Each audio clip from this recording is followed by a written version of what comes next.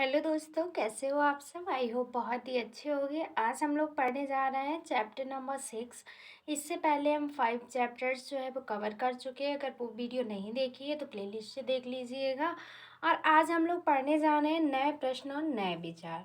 तो शुरुआत करते हैं। यहाँ पर अनघा का फोटो दिया गया है, देख सकते हैं। अनघा जो है घर से निकलती है सैर पर। अनघा आज पहली बार अपने विद्यालय की ओर से सैर पर जा रही थी। मतलब विद्यालय से जो है वह घुमाने के लिए पहली बार उसे कहीं ले जाया जा रहा था। इसके लिए उसने देर रात पुणे यानी कि महाराष्ट्र से वाराणसी उत्तर प्रदेश की ट्रेन पकड़ी।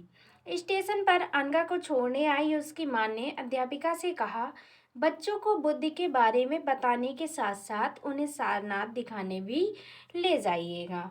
आगे देखते हैं आगे की कहानी क्या है। आज हम लोग पढ़ेंगे बुद्धि की कहानी। ठीक है, तो देखते हैं बुद्धि की कहानी क्या थी। बौद्ध धर्म के संस्थापक जो थे वे सिद्धार्थ थे। कौन थे? तो सिद्धार्थ थे, जिन्हें किस नाम से जाना जाता था? तो उन्हें गौतम नाम से जाना जाता था। और उनका जन्म लगभग 2500 वर्ष पूर्व हुआ था। कब हुआ था? तो 2500 वर्ष पूर्व हुआ था। ये वह समय था जब लोगों के जीवन में तेजी से परिवर्तन हो रहे थे। जैसे कि तुमने अध्याय 5 में भी पढ़ा होगा कि क्या हो रहा था, लोग बदल रहे थे, उनकी जलवायु परिवर्तित हो रही थी, उनके रहने का स्थान परिवर्तित हो रहा था, नए गणराज्यों की स्थापना हो रही थी, तरह तरह की चीज़ों की खोजें हो रही थी। तो इस तरह जो है वह सब कुछ परिवर्तन होता जा रहा था। जीवन शैली में तेजी से परिवर्तन हो रहा था। और फिर महाजनपदों के कुछ राजा इस समय बहुत शक्तिशाली हो गए थे।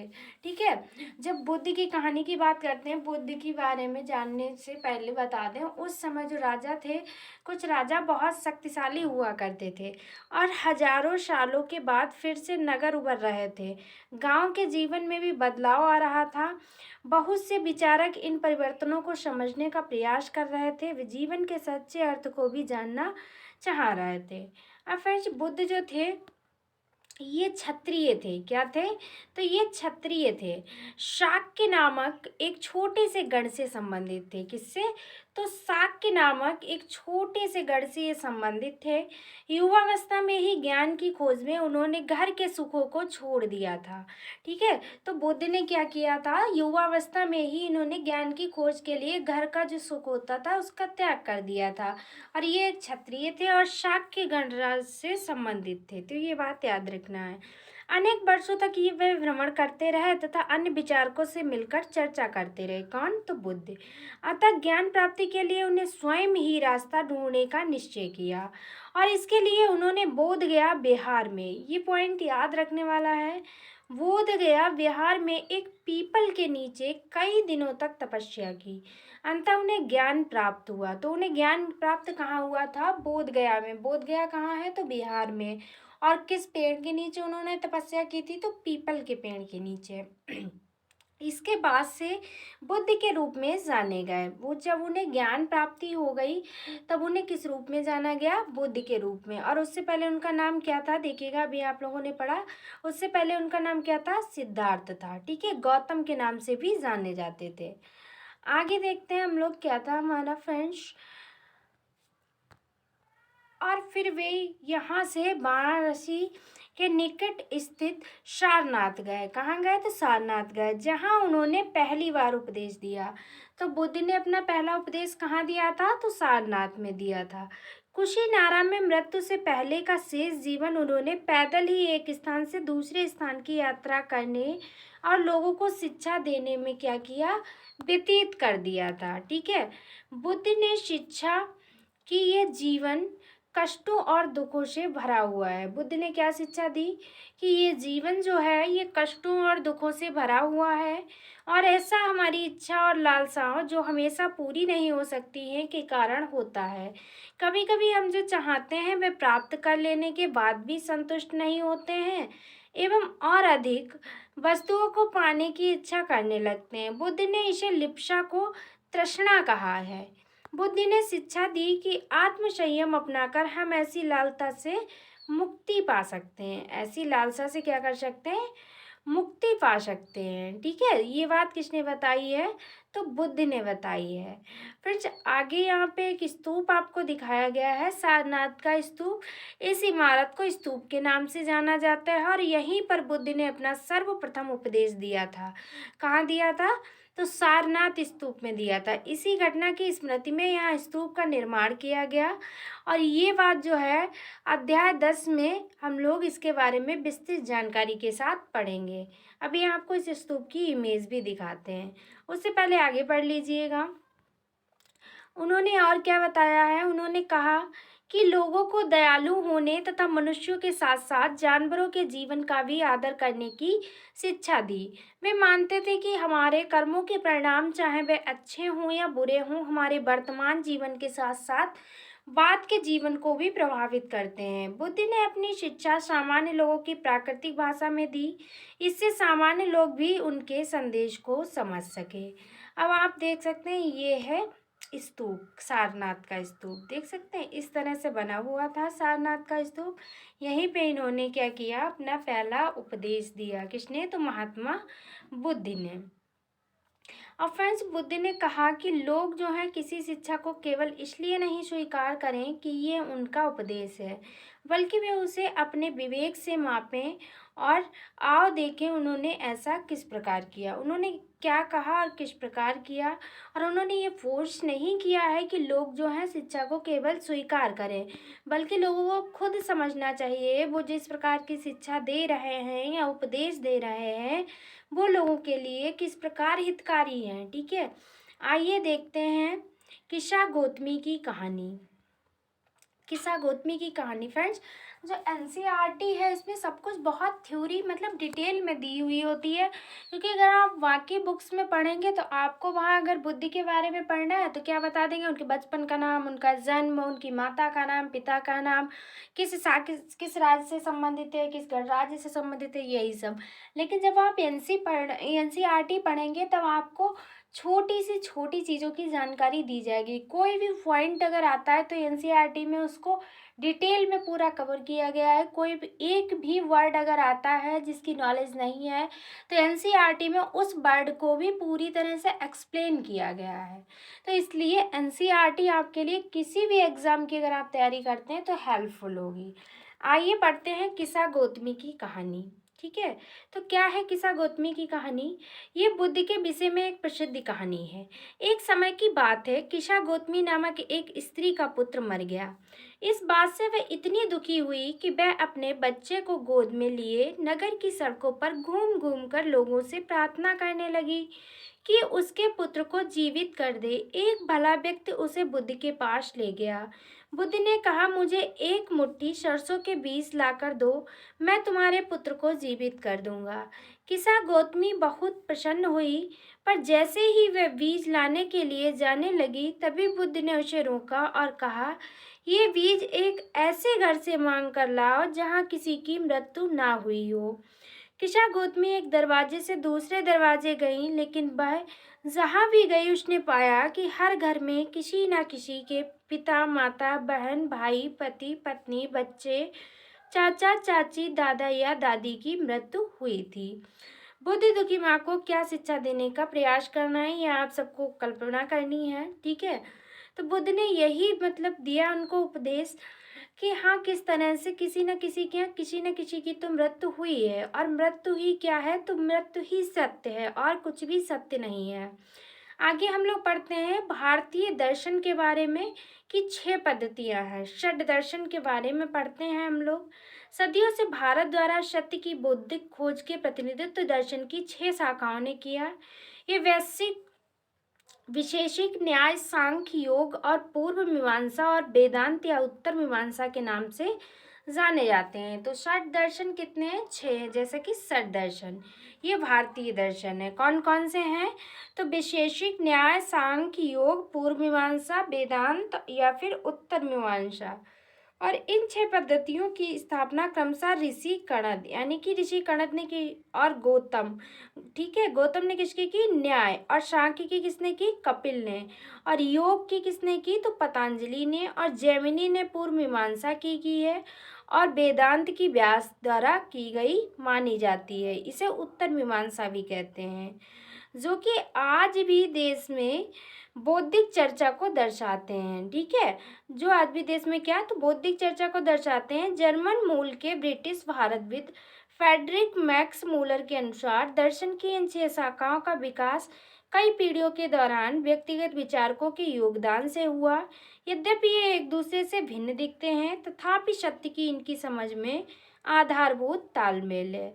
अब इसमें इम्पॉर्टेंट क्या है, तो इसमें इम्पॉर्टेंट यही है कि भारतीय दर्शन कितने हैं, तो वे 6 हैं। कौन कौन से हैं वह आप लोग देख लीजिएगा। और फ्रेंड्स, इनके जो पद्धति के स्थापना क्रमशः ऋषियों ने की है, वह आप देख लीजिए कि किन ऋषियों ने इनकी स्थापना की है। आगे देखिएगा, पॉइंट है हमारा उपनिषद।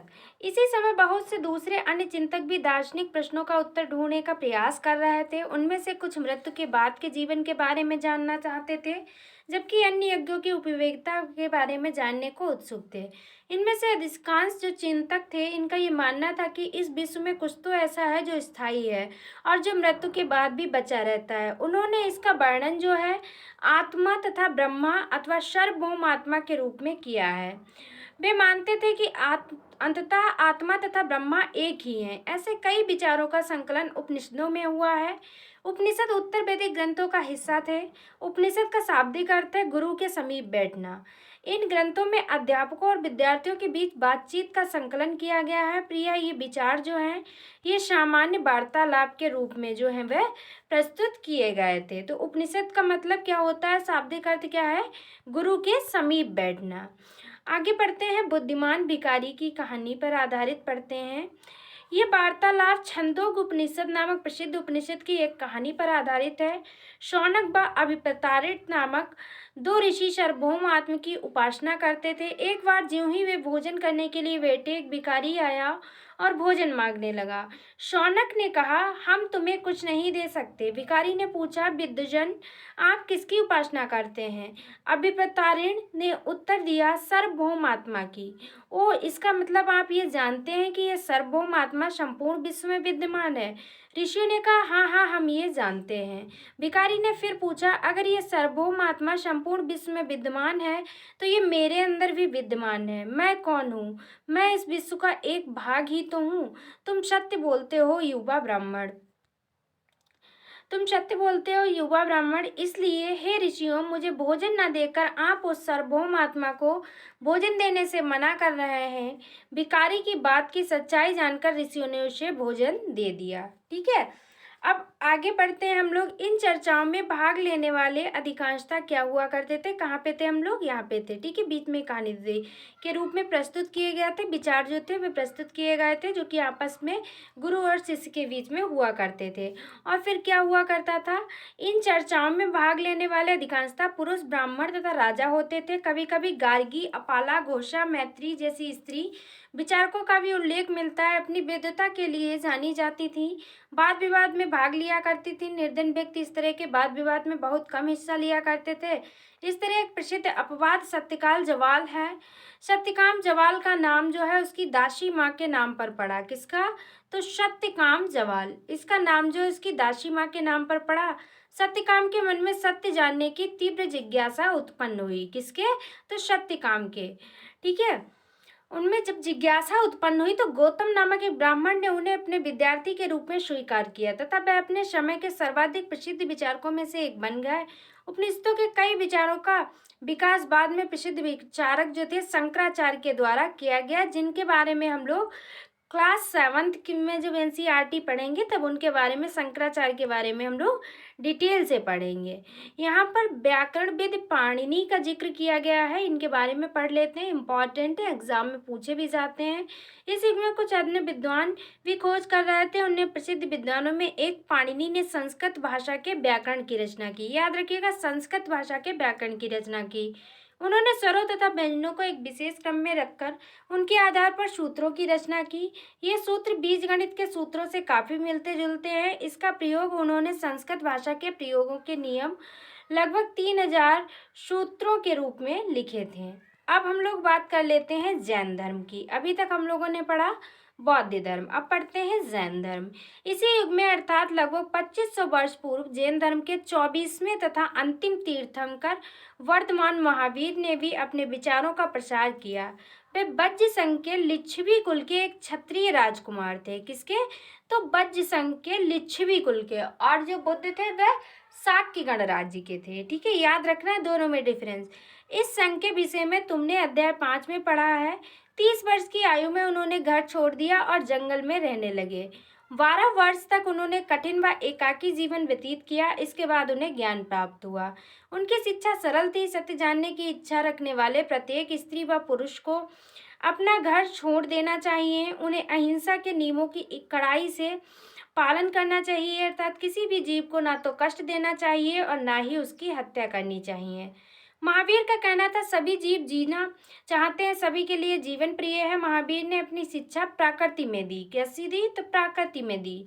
यही कारण है कि साधारण जन भी उनके अनुयायियों की शिक्षाओं को समझ सके। देश के अलग अलग हिस्सों में प्रकृति के अलग अलग रूप प्रचलित थे। प्रचलन के क्षेत्र आधार पर ही उनके अलग अलग नाम थे। जैसे मगध में बोली जाने वाली प्रकृति मगधी कहलाती थी। आगे देखिएगा, जैन नाम से जाने गए महावीर के अनुयायियों को भोजन के लिए भिक्षा मांगकर सादा जीवन बिताना होता था।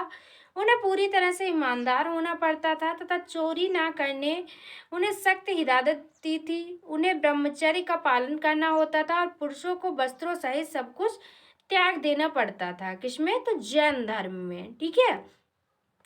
और अधिकांश व्यक्ति क्या क्या करते थे? तो अधिकांश व्यक्तियों के लिए ऐसे कड़े नियमों का पालन करना बहुत कठिन था। फिर भी हजारों व्यक्तियों ने इस नई जीवन शैली को जानने और सीखने के लिए अपने घर को छोड़ दिया। कई अपने घरों पर ही रहे और भिक्षु भिक्षुणी बनने लोगों को भोजन प्रदान उनकी सहायता करते रहे। मुख्यतः व्यापारियों ने जैन धर्म का समर्थन किया।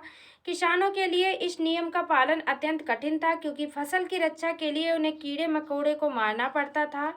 बाद की सदियों में जैन धर्म उत्तर भारत के कई हिस्सों के साथ गुजरात, तमिलनाडु, कर्नाटक में भी फैल गया। महावीर तथा उनके अनुयायियों की शिक्षाएं कई शताब्दियों तक मौखिक रूप में हो रही थी। वर्तमान रूप में उपलब्ध जैन धर्म की शिक्षाएं लगभग 1500 वर्ष पूर्व गुजरात में बल्लवी नामक स्थान पर लिखी गई थी। ठीक है, आगे देखिएगा, उससे पहले पॉइंट्स है वहीं पे बता देते हैं। जैन शब्द जो है ये जिन शब्द से निकला है, जिसका अर्थ क्या होता है? विजेता।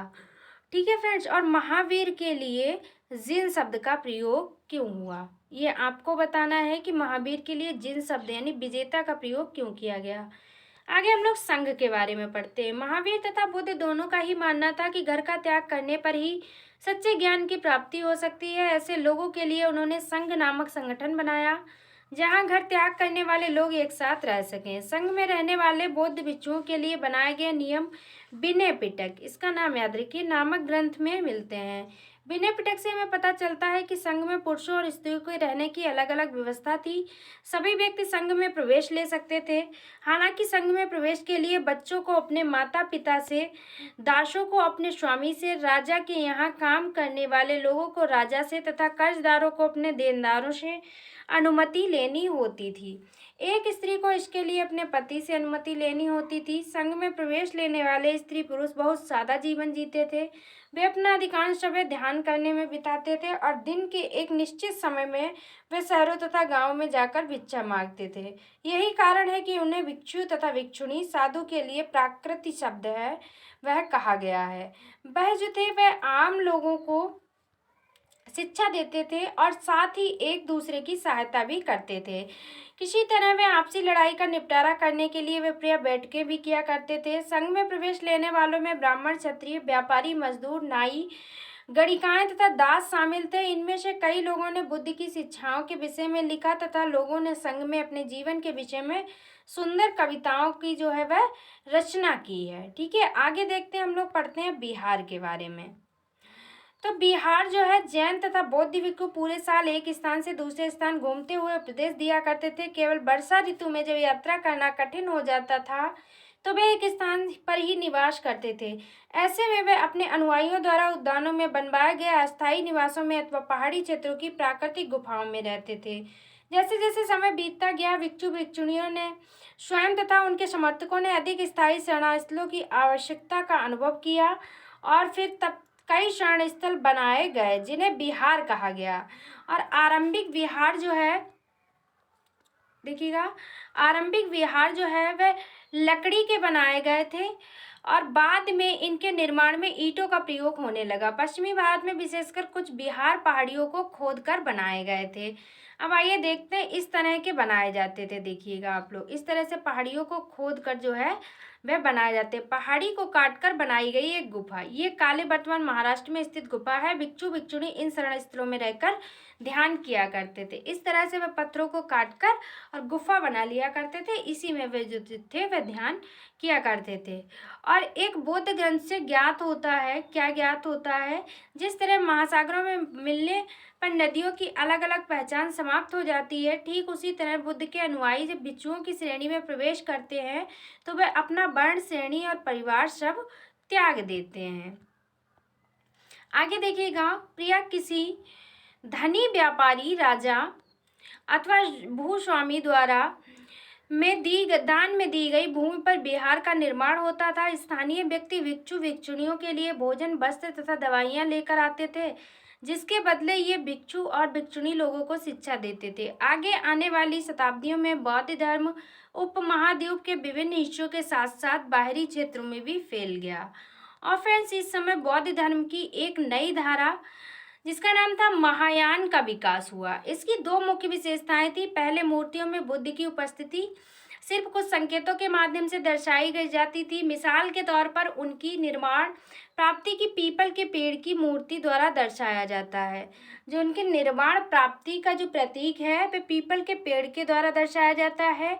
अब बुद्ध की प्रतिमाएं बनाई जाने लगी, इनमें से अधिकांश मथुरा में तो कुछ तक्षशिला में भी बनाई जाने लगी। दूसरा परिवर्तन क्या हुआ, तो दूसरा परिवर्तन ये हुआ, बोधिसत्व में आस्था को लेकर आया। बोधिसत्व उन्हें कहते हैं जो ज्ञान प्राप्ति के बाद एकांतवास करते हुए ध्यान साधना कर सकते हैं थे, लेकिन ऐसा करने के बजाय वे लोग शिक्षा देने और मदद करने के लिए सांसारिक परिवेश में ही रहना ठीक समझने लगे। धीरे धीरे बोधिसत्व की पूजा काफी लोकप्रिय हो गई और पूरे मध्य एशिया, चीन और बाद में कोरिया तथा जापान तक जो है वह फैल गई थी। और बौद्ध धर्म का प्रसार पश्चिमी और दक्षिणी भारत में हुआ, जहां बौद्ध भिक्षुओं के रहने के लिए पहाड़ों में दर्जनों गुफाएं जो थीं वह खोदी गई थीं। आगे है बौद्ध धर्म दक्षिण पूर्व की ओर श्रीलंका, म्यांमार, थाईलैंड तथा इंडोनेशिया सहित दक्षिण पूर्व एशिया के अन्य भागों में भी फैला। थेरवाद नामक बौद्ध धर्म का आरंभिक रूप से इन क्षेत्रों में कहीं अधिक प्रचलित था। अब हम लोग बात कर लेते हैं तीर्थ यात्रियों की। तो तीर्थ यात्री वे स्त्री पुरुष हुआ करते थे जो प्रार्थना के लिए पवित्र स्थानों की यात्रा किया करते थे। इसी तरह भारत की यात्रा पर आया चीन बौद्ध तीर्थयात्री फॉशियन काफी प्रसिद्ध है। वह करीब 1600 साल पहले आया। ह्वेनसांग होगा 14 साल पहले भारत आया और उसके करीब 50 साल बाद इत्सिंग आया। वे सब जो थे बुद्ध के जीवन से जुड़ी जगहों और प्रसिद्ध मठों को देखने के लिए भारत आए थे। इनमें से प्रत्येक तीर्थयात्री ने अपनी यात्रा का वर्णन लिखा है। इनमें अपनी यात्रा के दौरान अपनी आई मुश्किलों के बारे में लिखा। इन यात्राओं में कई वर्ष लग जाया करते थे। जिन देशों और मठों को उन्होंने देखा उनके बारे में उन्होंने लिखा और उन किताबों के बारे में भी उन्होंने लिखा जिन्हें वे अपने साथ ले गए थे। आगे हमारा पॉइंट क्या है, आगे है कि नालंदा शिक्षा एक विशिष्ट केंद्र। तो शिक्षा का विशिष्ट केंद्र क्या था, नालंदा। इसके बारे में हम लोग पढ़ लेते हैं, ठीक है। नालंदा का नाम याद रखिएगा, यह शिक्षा का एक विशिष्ट केंद्र था। ह्वेनसांग तथा अन्य तीर्थयात्रियों ने उस समय के सबसे प्रसिद्ध बौद्ध विद्या केंद्र नालंदा बिहार में अध्ययन किया। उसने नालंदा के बारे में इस प्रकार लिखा है, यहाँ के शिक्षक योग्यता तथा बुद्धि में सबसे आगे हैं। बुद्ध के उपदेशों का वह पूरी ईमानदारी से पालन करते हैं। मठ के नियम काफी सख्त हैं जिन्हें सबको मानना पड़ता है। पूरे दिन वाद विवाद चलते ही रहते हैं जिससे युवा और वृद्ध दोनों एक दूसरे की मदद करते हैं। विभिन्न शहरों से विद्वान लोग अपनी शंकाएं दूर करने यहाँ आते हैं और नए आगंतुकों से पहले द्वारपाल ही कठिन प्रश्न पूछते हैं। उन्हें अंदर जाने की अनुमति तभी मिलती है जब वे द्वारपाल को सही उत्तर दे पाते हैं। 10 में से 7-8 सही उत्तर नहीं दे पाते हैं, यानी कि 1 या 2 ही लोग ऐसे हुआ करते थे जो सही उत्तर दे पाते थे। अब जीवन के चरण जो कि आश्रम की बात कर लेते हैं। आश्रम शब्द का तात्पर्य है जीवन का एक चरण से है। ब्रह्मचर्य, गृहस्थ, वानप्रस्थ तथा संन्यास नामक 4 आश्रमों की व्यवस्था की गई है। आश्रम कितने बताए गए हैं? तो 4 बताए गए हैं। कौन से? ब्रह्मचर्य, गृहस्थ, वानप्रस्थ, संन्यास। ब्रह्मचर्य के अंतर्गत जो है वह ब्राह्मण, क्षत्रिय तथा वैश्य से ये अपेक्षा की जाती थी कि इस चरण के दौरान वे सादा जीवन बिताकर वेदों का अध्ययन करेंगे। अब बात करते हैं गृहस्थ आश्रम की। तो इसके अंतर्गत उन्हें विवाह कर एक गृहस्थ के रूप में रहना होता था। वानप्रस्थ के अंतर्गत उन्हें जंगल में रहकर साधना करनी थी। अंततः उन्हें सब कुछ त्याग कर सन्यासी बन जाना था। आश्रम व्यवस्था में लोगों ने अपने जीवन का कुछ हिस्सा ध्यान में लगाने पर जो भी है वह बल दिया है। ठीक है, तो ये था हमारा चैप्टर जिसमें हमने आश्रम के बारे में पढ़ा, जिसमें हमने क्या पढ़ा? संघ के बारे में पढ़ा, बौद्ध के बारे में पढ़ा, जैन धर्म के बारे में पढ़ा, ये सारी इंपॉर्टेंट गुफाओं के बारे में पढ़ा कि किस तरह से जैन धर्म के लोग गुफा बनाकर रहने लगे। शंख के भी बारे में हम लोग पढ़ चुके हैं। अगर आपको वीडियो पसंद आई है, अगर आपको स्पेशली हमारी मेहनत पसंद आई है, तो प्लीज़ चैनल को सब्सक्राइब करके वीडियो को शेयर कर दीजिएगा। मिलते हैं नेक्स्ट वीडियो में। Take care of everyone. तब तक के लिए बाय बाय।